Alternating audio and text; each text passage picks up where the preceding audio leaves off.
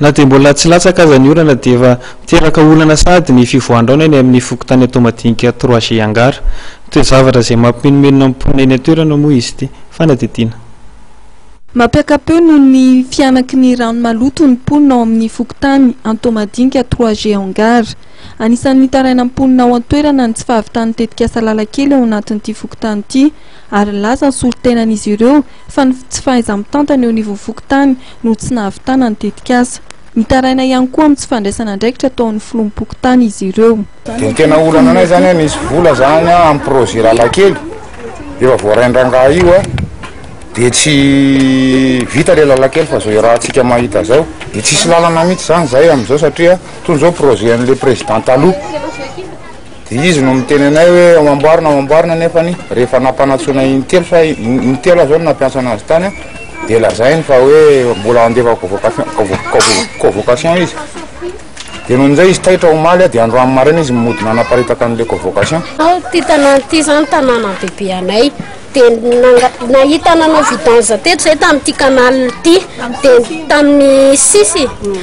tena andeha nakany fokotany zay niantso président dia tonga teto mihitsy nefa le président fokotany dia niteny izy hoe hiantso an'le olona nanao vidange nefa logika an'le taratasy tsy maintsy mandalo fokotany foana dia fatan'le olona nanao vidange so nefa mampalahelo an'le izy tsy fantatro hoe mystiko amin'le fokotany dia tsy nampanatsoina le olona tsy vita le vidange izahay daholo zao nanao an'io nangady an'le fototra ny tany no nanala an'io fako sy reo olona rehetrarehetra reo fa volombelona tamin'io zavatra io daholo dia nakany aminazy zay nampalahelo an'le izy nefany zay la zay fa amin'ny convocation fe anadio an'ity tatatra ity mandraky ty ny androany tsy vita le convocation maly zahay misy problème hoentiny atezerana le ramse tato dia